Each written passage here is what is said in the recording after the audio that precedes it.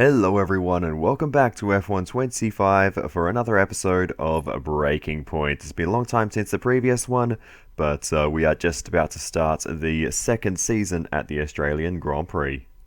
Several weeks later, Chapter 8.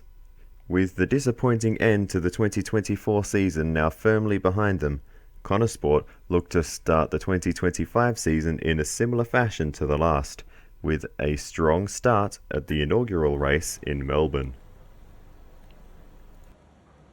Hey boss, got a couple of minutes? Alrighty, it's another round of a problem called Devon. So, what's happening this time? Harmonia have been found guilty. That company that Devon was trying to arrange a sponsorship deal with. So, that ain't good. And we tried to stop any kind of talks going ahead. Devon obviously was being Devon about it. So now we need to figure out what to tell the press.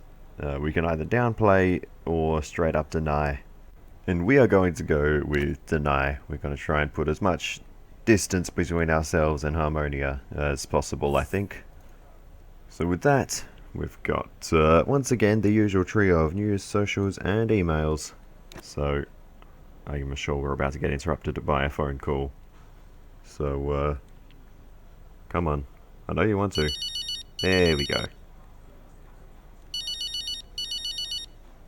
Devon. Hey, Devon.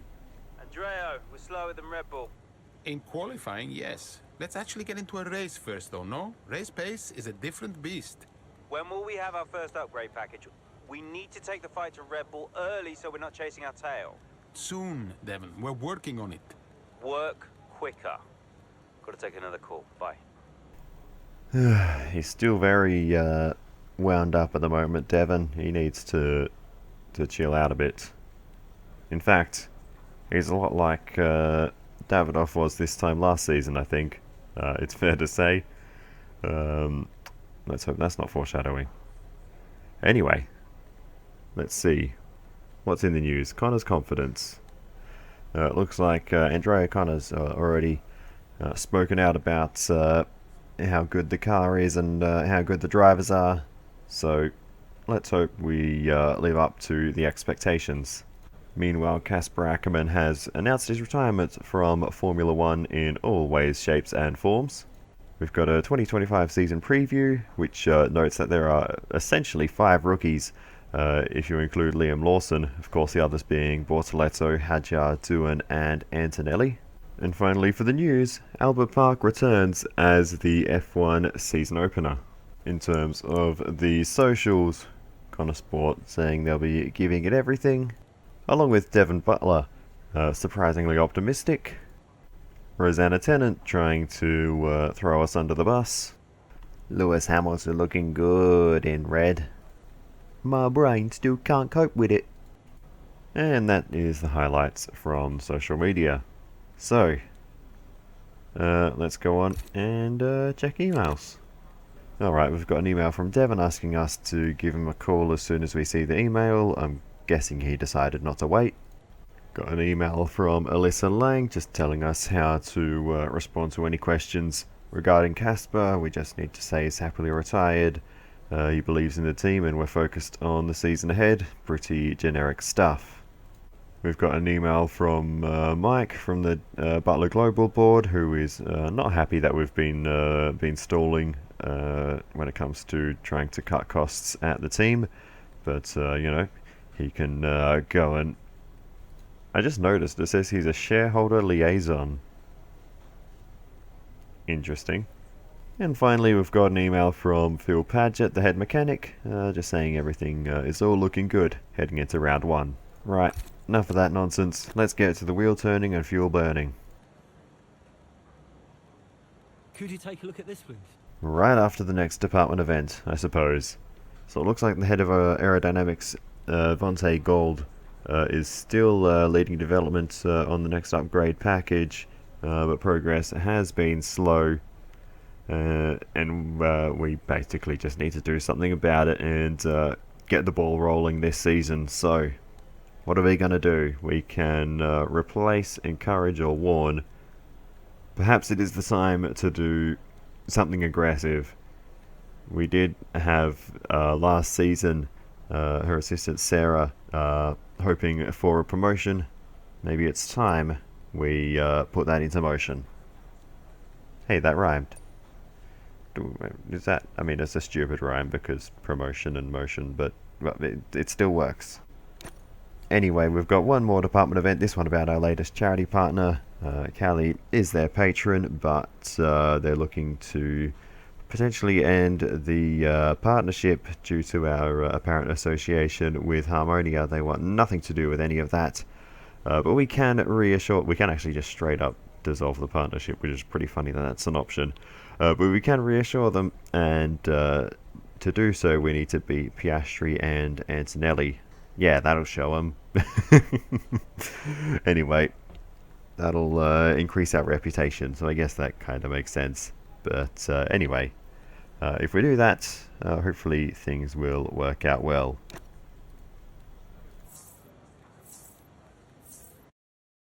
Alright, maybe we can finally get on to some racing now. The Australian Grand Prix Mid-Race, Chapter 8. A difficult Saturday for Connor Sport and Aiden Jackson resulted in a less than ideal starting position for the Australian Grand Prix. However, the team hope a late pit stop may provide the opportunity to steal a few positions from their rivals in the closing stages of the race. It's been a terrific day here in Melbourne so far. Loving the action, but I would say not loving the lack of surprises. A bit predictable, yeah, you're right, Crofty, with Red Bull. They've hit the ground running here in Melbourne. The car looks like a dream to drive. The one thing that surprised me, though, this weekend is that Connor Sport haven't really been there. In qualifying, they weren't there, and in the race today as well. You're not wrong, Ant, but look, Jackson's just made a late stop here, so maybe he can salvage something. Okay, Aiden, let's go. See if you can go and get him. Push, push. Understood. Alrighty, my goodness, we need to finish in 7th or better, and get the fastest lap, and beat Piastri and Antonelli for the bonus objective. No pressure. Before we get into the racing action, I do have to point this out, in terms of this being probably an animation mistake. Aiden Jackson just drove straight across the pit exit line. I mean, that's about as blatant as it gets. But anyway, back to the racing action, and we've got 5 laps, including this one, to get through the field. Ollie Behrman is next up the road. Charge is high. Let's use that overtake button a bit more. George Russell maintains P7 at the moment. That is, of course, the initial target. Then on top of that, we need to find out where Piastri and Antonelli are hiding amongst the field higher up. But here's Ollie Behrman will make the move on the straight very, very easily there. So that's one ticked off. Kelly Mayer is next up the road, followed by George Russell, who holds down that P7 that we need. And then Antonelli and Piastri are the next 2 ahead. So Antonelli ahead of Russell at the moment. Liam Lawson is up in 2nd position. Realism. Anyway, we've got a nice run on Kelly Mayer through this first little chicane of turn 1 and 2, and we'll get the job done towards turn 3, no issue there. Later in the lap, we'll also make the move on Georgie Porge in a straight line, pretty easily done there. It takes a moment to catch up to Antonelli, but we do get there and we make the big move down the inside, move ourselves up into P6 with Piastri now the car ahead. We move on to the penultimate lap of the race as we close in towards Oscar Piastri at the end of the back straight through the chicane, not getting a great run through there. So we're going to have to go late on the brakes, I think, into this tight right-hander. We throw it down the inside and we should be able to get this done. A bit of a messy run, but we got the move done in the end, and that's all that matters. Up into P5 ahead of Piastri, Leclerc next up the road if we can get there.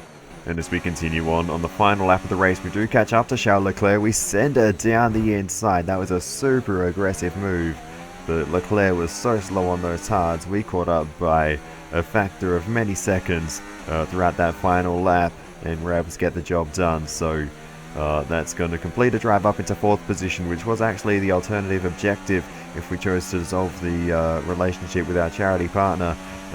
But either way, we come across the line to just miss a podium. Okay, pick up rubber and bring it home. Yeah, good day out, almost great. Nice job, everyone. We hit all our targets though, including the fastest lap.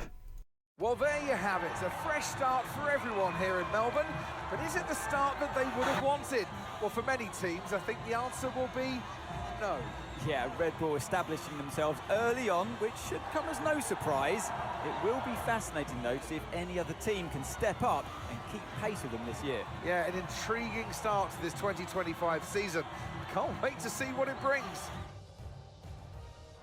Red Bull put up an outstanding fight for the front position today, and it's great to see it paid off for them.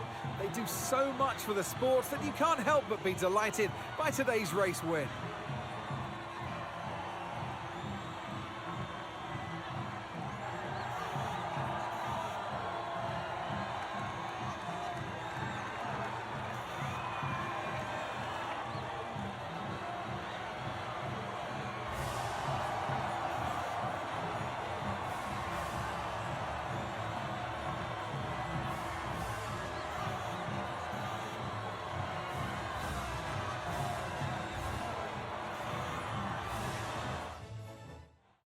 Australian Grand Prix post-race.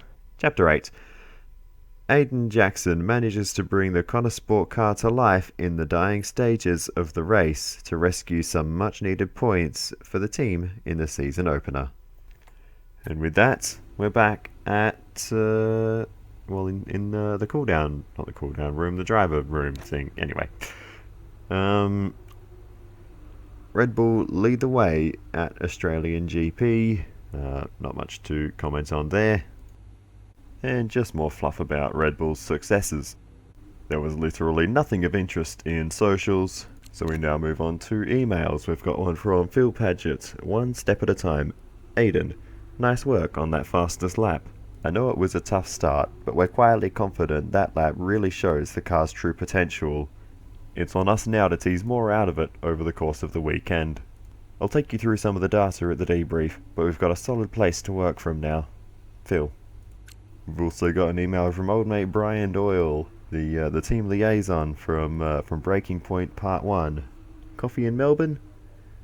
Aiden, mate. Great race today, mate. Qualifying looked tough, but you did amazing to finish 4th. I don't know what kind of voice this is, but anyway. Not sure if you got my last email. I happened to be in Melbourne this weekend, so I tried stopping by the paddock to surprise you, but they wouldn't let me in. I told them to check the list because I thought you knew I was coming, but no dice. Not to worry, I know how busy you are, mate. I'll be around for a couple of days more if you want to say a quick hello. Your old pal, Brian. The voice changed dramatically about 3 times throughout all that, but we move on. Always good to hear from Brian. But with news, socials and emails out of the way, we can move on to the next chapter. The Chinese Grand Prix, several weeks later. Chapter number 9. As the F1 grid heads to Shanghai for the Chinese Grand Prix, Devon Butler looks to light a spark under a Connor Sport team that has yet to reach its full potential this season. The board won't do anything extreme. Yeah, I'm not so sure. Let me draft something for you, Devon. Leave it with me. Right, I just want a couple of minutes of your time, then I'll hand you over to Andrea. We have the resources this season. We've got a great team, and we've got my expertise to guide us. I don't know how else to tell you, but we have to make another title run. Shame we don't have the guy who led us in the title race last season. You let it go, Cal. Casper doesn't want to come back. I'm not surprised.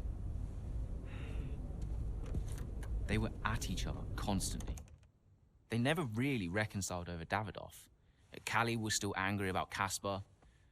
Yeah, it was rough. Okay, so it'll be a 2-stop.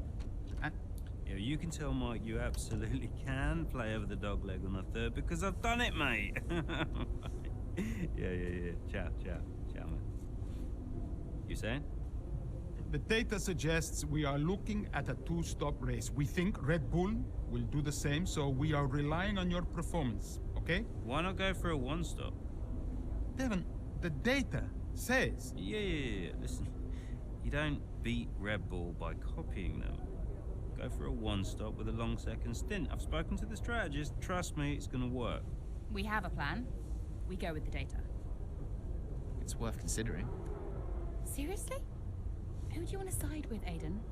The guy who spent weeks formulating strategy and analyzing data, or the guy who's desperately trying to do 3 different jobs at the same time? You got something to say, Cal? Who are you trying to be, Dev? The CEO of Butler Global? The owner of Connorsport Racing? Or the team principal? I have to look after all of it. It's kind of my job now. Just because Dad told you to doesn't mean you should. What I say goes. But you don't drive the car anymore, Dev. So I think when we're on the track, we go with Andreo's plan, the plan that's actually backed by the data. Aiden? Yeah, Jackson, don't you dare. You don't win a race on a hunch, Dev. She's got a point. Sorry. Okay, we'll leave it there for now. 2-stop, as discussed. Thank you, everyone. I'll be in the garage in a few minutes. Find me if you need me.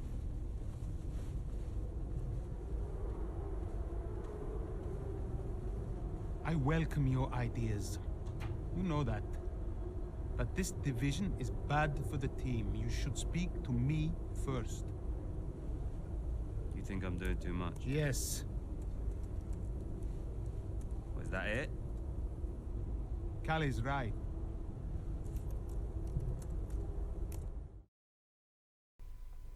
Devon is such an unpredictable character. I thought he was about to go off then. He didn't say a word.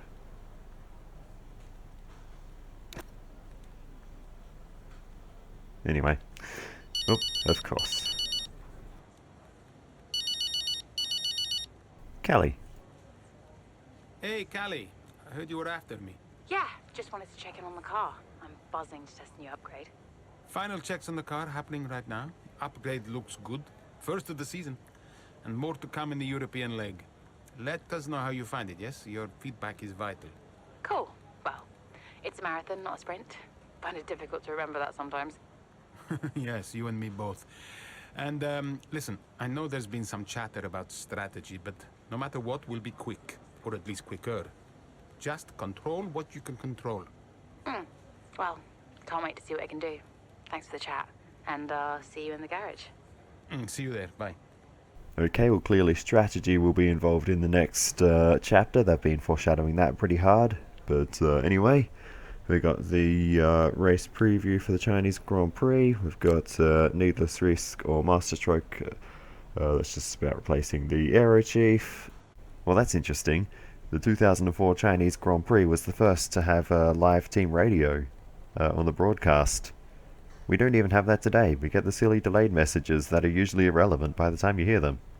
Anyway, I love that this story cuts off mid-sentence with ... A history of Shanghai International Circuit. This one's interesting because it mentions that the shape of the circuit from an aerial view is modelled after the Shang symbol, as in Shanghai. And, well, I went ahead to verify this. Here is the Shang symbol. And here is the Shang symbol with the racetrack on top. You can see what they were going for. I did not know that Herman Tilke used to be a race car driver. Not too much in socials, but this little exchange was quite funny. And apparently Connorsport's reserve driver Noah Bell, who we saw in the previous Breaking Point series, has received some interest from other teams. Good to know they haven't forgotten the old characters. Although I thought the whole bit with his character was that he was meant to be terrible. But, oh well. Also, seeing Tiamat Marduk and Arava just chilling out in the socials list will never not be weird. Those are the two YouTubers I probably watched most in terms of Formula 1 game content. And that is it for socials. On to emails. We've got Phil just reaffirming the two-stop strategy. We've heard enough about that already. We've also got an email from Sarah Fratello, the new head of aerodynamics, just giving a congratulations to everyone on the first upgrade package of the season. Very positively worded, which I think is a good thing. We've also got an email from Ernst Eichenberger from Eichenberger Watches, CEO and founder, just saying they're happy to accept a delay to all that. Remember the Eichenberger thing? But we do have to do something about it soon, which means we have to get Callie on board. We're very popular today. We've got another email from Mike Radford, our favourite shareholder liaison from Butler Global, getting increasingly impatient. And finally, we've got one from Kay Henderson, personal assistant, just saying Devon's mentioned that we as Andreo have been helping out with some of the more delicate issues on the financial side, and just wants a quick meeting, I think, to make sure everyone is on the same page. And with that, we can move on to the race. Hey, we need your input on this one.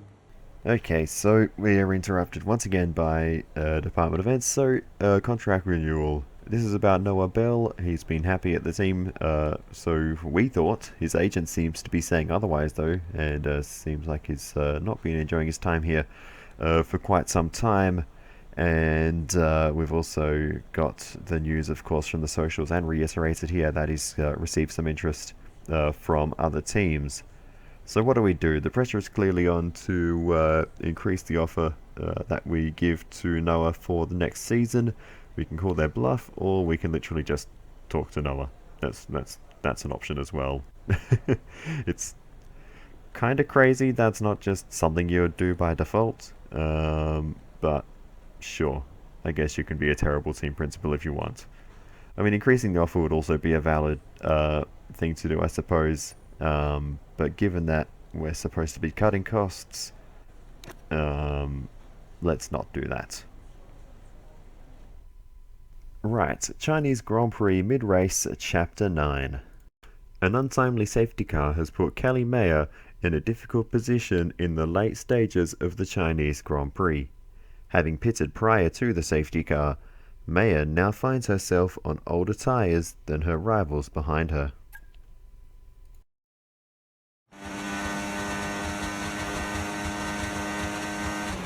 Okay, so that safety car wasn't too helpful for us. We are going to need you to hang on to these tyres right till the end now, please, Callie. I'm losing grip out here. Yeah, I know, copy that. But there isn't much we can do about that. Let's focus and see if we can hold off those that are coming up behind. I'll try. Alrighty, hold on. If we're on a two-stop strategy, we're one lap past the 2/3 mark in this race, how are we the ones on old tyres? I do not understand. I guess you're just not meant to question these things.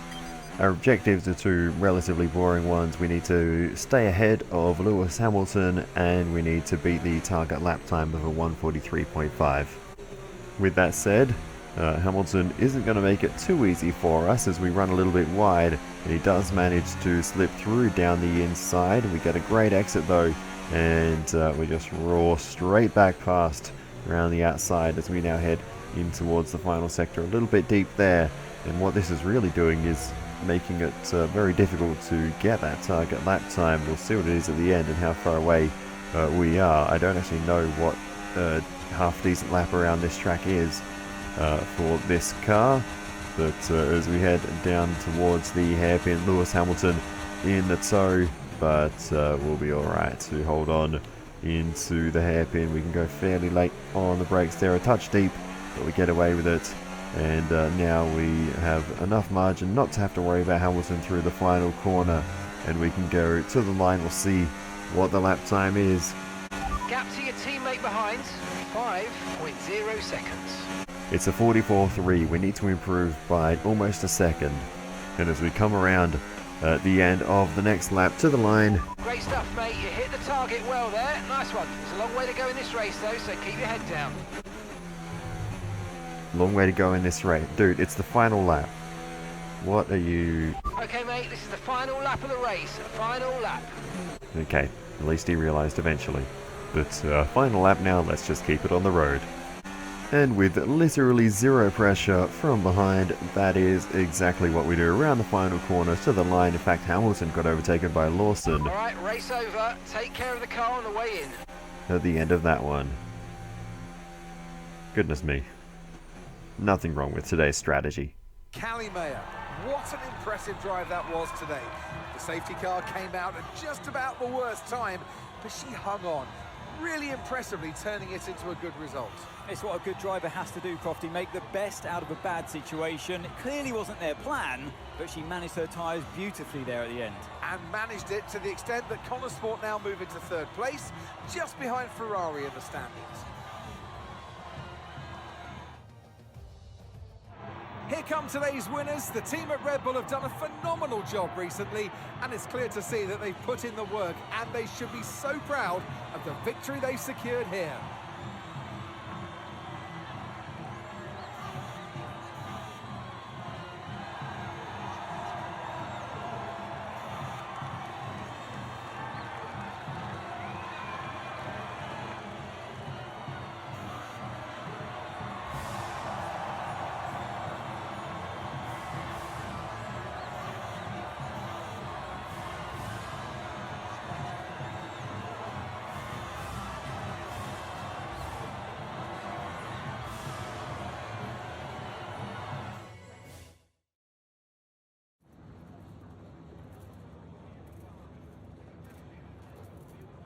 Callie, that safety car really did throw a spanner in the works for you today. How on earth did you manage to cope so well with the change of strategy? Yeah, it was tough out there today, and I could really feel the tyres giving up towards the end. I just focused on keeping the input smooth, reducing the strain as much as possible. It wasn't a great place to find myself in, but I'm pleased with what I achieved, given the circumstances. And congratulations are in order. Connor Sport are now third in the Constructors. How significant is that for the team? Yeah, I mean, obviously, it's a really big deal. We're desperate to be in the same conversation as the big teams and prove ourselves out there on the track. It's a really strong start to the season, and I think it just shows how far we've come as a team. Now we've just got to focus on maintaining the same level as the season progresses. How important was this race for you personally, given such a tough start to the season? This kind of race, you know, it can help to build confidence, and confidence is important for me. I just need to carry on this momentum to the next race. Well, a good showing today, and that is despite the controversy about a potential deal with Harmonia. Tell me how hard it is to put that just to one side and perform on track. Look, my job is to race. That's all I do. What happens above me, I mean, sure, I can say what I think, but ultimately, you are asking the wrong person. Well, thank you for chatting with us. Great to have your time. Nice dodging the question there at the end. Chinese Grand Prix post-race, Chapter 9. Here comes trouble. Impressive tyre management from Callie Mayer resulted in a strong finish for Connor Sport in Shanghai, albeit one predicted upon a strategy markedly similar to the one she openly rejected when proposed by her brother and team owner Devon Butler. First of all, that is a terribly worded sentence, and secondly, does that mean we were on the one stop after all? That would make a lot more sense in the context of how that race finished. Perhaps the final cutscene of the video will shed some light. Callie. Callie! What? If this is going to work, you're going to have to start listening to me. I'm the one that needs to listen. The one stop was the right call. It was a hunch. We got lucky. Connor Sport can't afford to have a driver that's constantly fighting the owner. Right, so first you fire Casper, and now it's me. Is that what you're doing? Yeah, I'm not afraid to make changes. Threatening my career to keep a check on me. Now, why does that feel familiar? Don't make this about him. Then stop acting like him.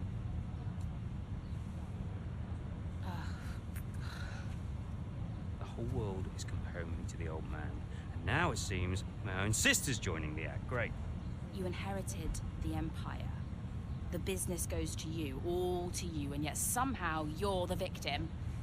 You think this is easy for me? No, I just think it's all about you. It's about the team, Callie. Listen to me. This season must be a success. It's your team, Dev, so whatever you want. You know what? You're right. It is my team. I did inherit the Empire, so that means you do what I say next time. How about you work with the team? I own the team! But you're not part of it. What is your official role? You keep trying to do Andrea's job. You're throwing mad ideas out there, hoping to get lucky, and then disappearing off to take phone calls every 5 minutes. You are all over the place, Dev. You are panicking. And panicking doesn't win titles. I need to take this. Mike! Oh, you're a joke. Hello, mate. Yeah, no, amazing, yeah. Okay, so I think we were on the one stop, and that's what that was about. Wish they actually portrayed that more clearly, but that makes a lot more sense. But my goodness, Devon is losing it. Anyway, telephone. Who is it? Andrea. Andrea, listen, I know it looks bad, but that's just me and Devon, okay? Siblings argue. Callie, I was just calling to say, great drive today. Oh. It was a champion's drive. You're the new tire whisperer on the grid now. Thanks. Cheers. I mean, the upgrade made a real difference. I spent the first few races wishing I was in a Red Bull, but after today, maybe I won't be knocking on their door just yet. My job is to give you the best car on the grid. Let's keep pushing, yeah? There's always more time to find. Well said. Listen, relax tonight, yes? Enjoy your evening. You too. Bye. Interesting.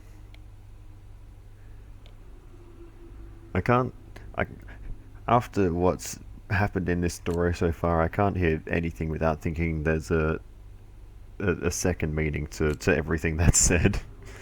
Oh my goodness. Anyway, not too much going on in the news. There's a few people talking about the argument in socials, but not much else interesting. In terms of emails, we've got one from Alyssa Lang, literally telling us she's doing the job she's getting paid for. And confirmation from Alyssa Lang that we did well answering the Harmonia question. Deflecting responsibility is always the right choice, although in this case it is actually valid. And the last email from Phil Paget, just a good job, see you in the debrief kind of deal. And that is that for this episode. So, that is that. We're into the second season.